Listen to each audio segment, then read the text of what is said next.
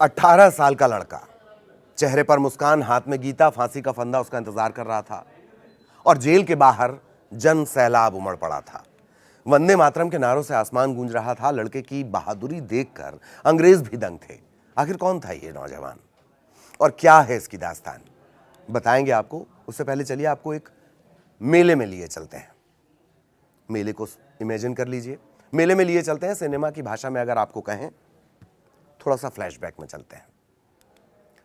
साल 1906, जगह मिदनापुर, पश्चिम बंगाल। 1905 के बंगाल विभाजन के बाद देश में आक्रोश था। मिदनापुर में जन्मे महान स्वतंत्रता सेनानी सत्येंद्र नाथ बोस ने अंग्रेजी शासन का विरोध करते हुए एक पर्चा छपवाया और 15 साल के एक लड़के खुदीराम बोस को पर्चा बांटने की जिम्मेदारी सौंप दी। लेकिन अंग्रेजों के खिलाफ पर्चा बांटना इतना आसान नहीं था, खासकर पश्चिम बंगाल में। अनुशीलन समिति, युगांतर पार्टी और बंगाल वॉलंटियर्स के क्रांतिकारी अंग्रेजों की जान के पीछे पड़े हुए थे। सशस्त्र संघर्ष से ब्रिटिश राज की नींव हिलाने की कोशिश कर रहे थे। लेकिन असल कहानी अभी बाकी थी। मिदनापुर में एक मेला लगा, भीड़ उमड़ पड़ी। 15 साल के खुदीराम को मनचाहा मौका मिल गया। लेकिन अंग्रेजों के एक मिट्टू ने खुदीराम को शासन विरोधी पर्चा बांटते देखा और वहां पर तैनात एक सिपाही को इत्तला दे दी। सिपाही ने खुदीराम को दबोचने की कोशिश की और इसके बाद जो हुआ, जिसे हम और आप फिल्मों में देखते और किस्सों में सुनते आए हैं। अंग्रेजों के राज के जिस सिपाही को देखकर गांव का गांव खाली हो जाता था, लोग डर से कांपने लगते थे, उस सिपाही को 15 साल के खुदीराम ने एक जोरदार मुक्का जड़ दिया। लेकिन सिपाही को घूंसा जड़कर निकलना आसान नहीं था। मेले में कदम कदम पर पुलिस, और यही वजह है कि खुदीराम को पुलिस वालों ने पकड़ लिया। इसके बाद जो घटना घटी वैसा आपने नाटकों में भी नहीं देखा होगा। खुदीराम बोस की एक जीवनी के मुताबिक सत्येंद्र नाथ, वो भी उसी मेले में घूम रहे थे। उन्होंने सिपाहियों को झिड़कते हुए कहा, आपने डेप्यूटी मजिस्ट्रेट के लड़के को क्यों पकड़ लिया? ये सुनते ही सिपाहियों के होश फाख्ता हो गए। जैसे ही सिपाहियों की पकड़ ढीली होती है, खुदीराम बोस गायब हो गए। पुलिस को गुमराह करने के आरोप में सत्येंद्र नाथ पर मुकदमा चला, लेकिन आरोप साबित नहीं हो पाए और आगे जो हुआ उसने पूरे ब्रिटिश राज की नींद उड़ा दी। 8 अप्रैल 1908 को 17 वर्षीय खुदीराम बोस और प्रफुल्ल चाकी को डगलस किंग्सफोर्ड की हत्या का जिम्मा सौंपा गया। अब ये किंग्सफोर्ड कौन था?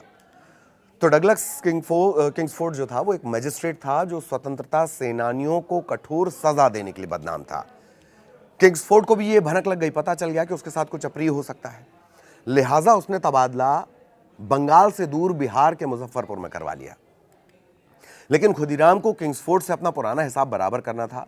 दरअसल किंग्सफोर्ड ने ही वंदे मातरम का नारा बुलंद करने वाले 15 वर्षीय खुदीराम को 15 बेंत लगाने की कड़ी सजा सुनाई थी। 18 अप्रैल 1908 को खुदीराम बोस और उनके साथी प्रफुल्ल चाकी अपने मिशन में मुजफ्फरपुर पहुंचते हैं। दोनों धर्मशाला में ठहरते हैं, बारीकी से किंग्सफोर्ड के घर और रूटीन को जानना समझना शुरू करते हैं। तब तक पुलिस को क्रांतिकारियों की योजना की भनक लग जाती है और इसीलिए किंग्सफोर्ड की सुरक्षा को बढ़ा दिया जाता है। लेकिन वतन के लिए जान हथेली पर लिए घूमने वालों को कौन रोक सकता था? खुदीराम और प्रफुल्ल चाकी को इस बात का अंदाजा हो गया कि किंग्सफोर्ड हर रात विक्टोरिया बग्घी में अपनी पत्नी के साथ मुजफ्फरपुर के स्टेशन क्लब जाता था। दोनों ने योजना बनाई कि क्लब से वापसी के समय किंग्सफोर्ड की बग्घी पर बम फेंककर उसकी हत्या कर दी जाए। योजना पक्की थी, लेकिन अमली जामा पहनाने में दोनों क्रांतिकारियों से एक छोटी सी चूक हो गई।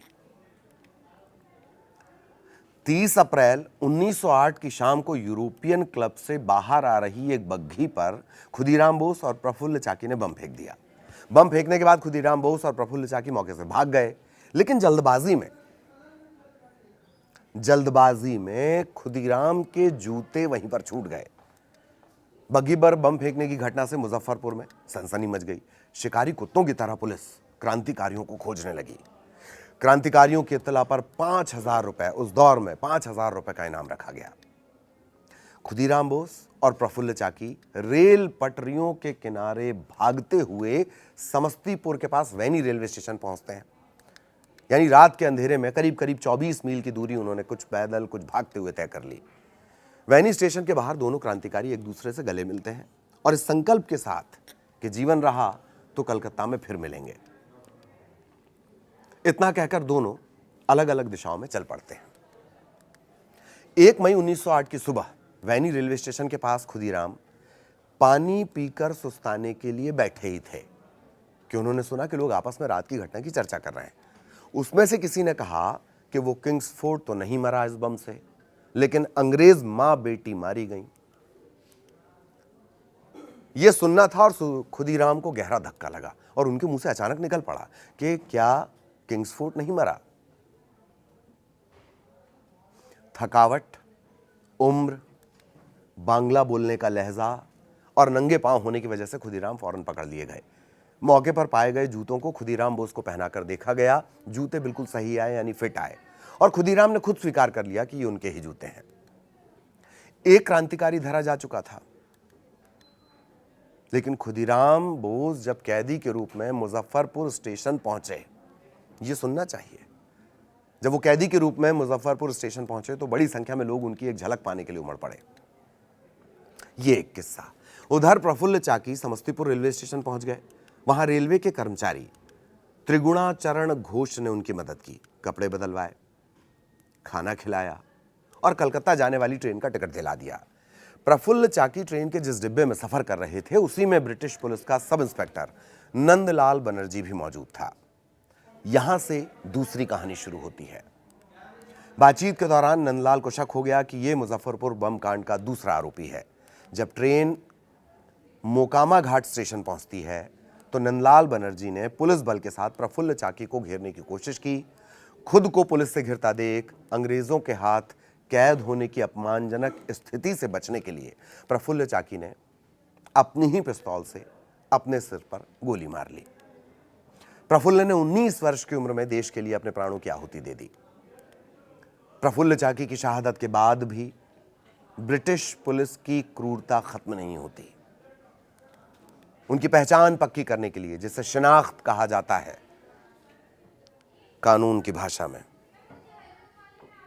उनकी पहचान पक्की करने के लिए पुलिस ने उनके सिर को धड़ से अलग कर दिया और कलकत्ता भेज दिया। गद्दार नंदलाल बनर्जी ना होता तो मुमकिन है कि चाकी बच जाते।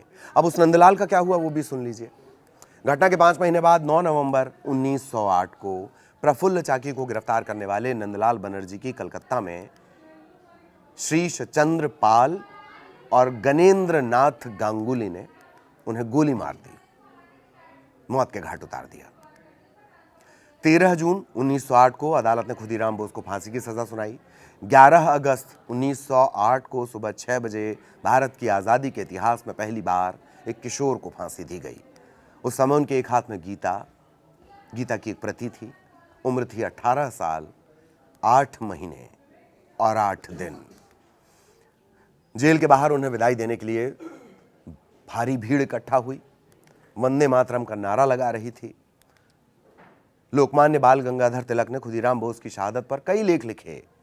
पूरे देश में खुदीराम बोस की तस्वीरें बांटी गईं।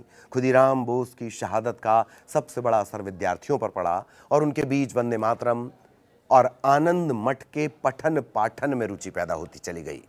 बंगाल के दस्तकारों ने खास धोती बुननी शुरू की जिसके किनारे पर खुदीराम लिखा होता।